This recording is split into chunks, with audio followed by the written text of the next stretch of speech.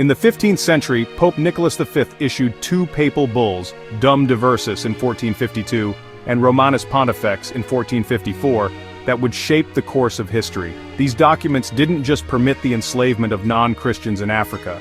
They gave moral and legal cover for a system that would rip millions of lives from their homes and families. The Church's endorsement wasn't passive silence.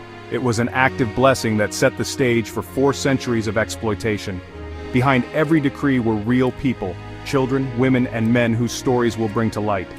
As we look deeper, we have to ask, how did the Church's spiritual authority become a tool for justifying so much suffering? To understand how the Church's spiritual authority became entwined with the machinery of slavery, we need to look closely at the papal decrees themselves. In the mid-1400s, Pope Nicholas V issued 2 pivotal bulls, Dum Diversus in 1452 and Romanus Pontifex in 1454. These documents didn't just reflect the thinking of their era. They actively created a religious and legal framework for European monarchs to treat non-Christians, including Muslims, referred to as Saracens, pagans and other non-Christian peoples, as legitimate targets for perpetual enslavement. The language of these bulls was clear. Christian rulers, especially the Portuguese crown, were explicitly empowered to invade and subjugate non-Christians, granting them the authority to seize land and people under the banner of faith. On paper, these decrees framed the enslavement of entire populations as a mission to spread Christianity and expand Christendom. But in practice, they provided the moral and legal cover for European powers to build a system of exploitation. These papal bulls weren't hidden away. They appeared in Vatican archives and were cited by Portuguese and Spanish crowns as justification for some of the earliest slave raids and trading voyages. Within just 2 years of Dum Diversus, Portuguese slavers began capturing people along the West African coast, setting in motion a pattern that would soon be mirrored by other European powers. The contradiction at the heart of these documents is stark. The Church, an institution that millions looked to for moral guidance, issued decrees that sanctified human bondage. These weren't vague or theoretical statements. They were direct, actionable permissions that made it clear. Enslaving non-Christians was not just allowed, but divinely sanctioned. Under Dum Diversus, Portugal's kings were given a mandate to subdue anyone outside the Christian faith. Romanus Pontifex went even further, granting Portugal exclusive rights over newly discovered lands and the people living there, and reinforcing the idea that these populations could be enslaved indefinitely. These bulls quickly became more than words on parchment. They were spiritual fuel for European expansion, giving explorers and monarchs a sense of religious righteousness as they captured and transported Africans across the Atlantic. Portuguese ships, armed with papal approval, began to fill their holds with enslaved Africans, and soon Spain joined in. The enslaved were often baptized before being shipped away, a chilling ritual that fused forced conversion with forced labor. The message these decrees sent was unmistakable. Violence and exploitation were not only justified, but required by faith. The Church's mission to spread Christianity was transformed into a campaign of domination, where compassion and dignity were set aside in favor of conquest and profit. The scale of suffering unleashed by these policies is almost impossible to comprehend. The influence of Dum Diversus and Romanus Pontifex can be traced directly to the rise of the transatlantic slave trade. By the late 1400s, enslaved Africans were already shaping the economies of the Iberian Peninsula, and the infrastructure for mass human trafficking was firmly in place. As Spain and Portugal expanded their empires in the 16th century, the Church's decrees became powerful tools for justifying the growing trade in human lives. Faith was used as a weapon of empire, and the Vatican's endorsement was a critical piece of propaganda for monarchs eager to build wealth on the backs of the enslaved. These papal bulls didn't mention the millions of Africans who would be captured, traded, and killed as a result of their policies. But their impact is undeniable. Without this religious and moral approval, the justification for turning people into property might never have taken such a firm hold in European law and culture. One of the most troubling aspects of these decrees was their endurance. Unlike many Vatican documents written for specific circumstances, Dum Diversus and Romanus Pontifex continued to be cited as authorization for enslavement long after Pope Nicholas V's death. European powers leaned on these texts for centuries, using the Church's blessing to defend and expand their participation in the slave trade. The moral stamp of approval was lasting, even as the justifications for slavery evolved. This legacy leaves us with hard questions about the Church's global influence and its role in shaping systems of oppression.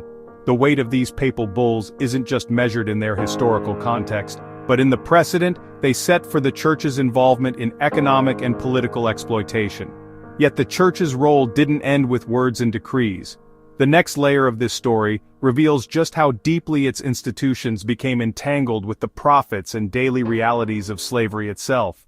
When we talk about the Church's involvement in slavery, it's not just about distant decrees or abstract doctrine, it's about the money, power, and daily operations that tied faith directly to forced labor. Nowhere was this more visible than on the Jesuit sugar plantations in colonial Brazil. Here, the Society of Jesus built vast agricultural estates not as a side project, but as a central pillar of their mission.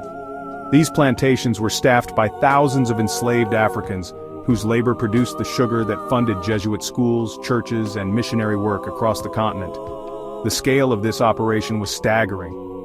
By the mid-1700s, historians estimate the Jesuits held over 20,000 enslaved people throughout the Americas, with more than half of them in Brazil and Peru. On these Brazilian plantations, enslaved people worked from dawn until dusk, planting, harvesting, and processing sugarcane. The profits from these fields didn't just support local missions. They flowed back to Europe, helping to build churches and sustain the Church's global ambitions. Behind these numbers were real lives marked by hardship and brutality. Jesuit records from Brazil document the harsh discipline imposed on enslaved workers. In one account, an enslaved man was publicly whipped for attempting to flee, a punishment carried out in front of others as a warning. Such incidents weren't isolated, they were part of a broader system of control, where violence and the threat of violence kept people in line. Family separations were common, and the Church's overseers enforced strict rules to maximize productivity. While missionaries claimed they were saving souls by introducing Christianity, the reality was that spiritual instruction often came hand in hand with forced labor and physical punishment. The contradiction was glaring. The same institution that preached compassion and salvation actively managed plantations where suffering was routine. And this wasn't hidden. Jesuit archives provide detailed accounts of daily life, labor routines, and the ways enslaved people resisted or endured. The economic benefits were clear. The Church's plantations produced valuable crops, and the wealth generated was essential to maintaining religious, educational, and architectural projects both in the colonies and in Europe. Profits didn't stay in Brazil. The money from sugar and other goods was sent to Rome and other church centers, funding everything from new cathedrals to missionary expeditions in far-off lands. The Church's global reach expanded, but it was built on the backs of people who had no say in their fate. As these plantations funneled wealth back to Rome, few in the Vatican ever asked what this meant for the people forced into bondage. The Church's participation wasn't just passive. Religious orders acted as landlords, employers, and enforcers, ensuring the plantations remained profitable. They set the rules, hired overseers, and maintained discipline. The system was organized and deliberate, not accidental or peripheral. Even as sermons spoke of love and redemption, the day-to-day reality was one of exploitation and pain. Church records make it clear, this was not a hidden chapter, but a well-documented part of institutional life. The archives preserve stories of punishment, resistance, and everyday survival. These details show that the Church's economic stake in slavery was not just a matter of history, it shaped the lives of countless individuals and left a legacy that still echoes today. As we consider the wealth and influence the Church gained from these plantations, a deeper question emerges about responsibility. The story of plantations, profits, and prayers forces us to confront the reality that economic gain was prioritized over human dignity. And as the next chapter unfolds, we're left to wonder, what does it mean for an institution to profit so deeply from suffering, and who, if anyone, has truly been held accountable? Today, the Vatican's historical involvement in the transatlantic slave trade stands as a matter of public record, rooted in papal bulls, direct financial gains, and active participation. This history is not buried. Descendant communities like Georgetown's GU 272 are uncovering their ancestors' stories in Jesuit archives, proving how the past still shapes lives. In recent years, the Jesuit leadership issued a public apology, and groups like the Global Circle for Reparations and Healing have called for a papal truth commission and concrete reparations. Now the Vatican faces a choice: fully acknowledge and repair, or risk these truths haunting its moral authority forever.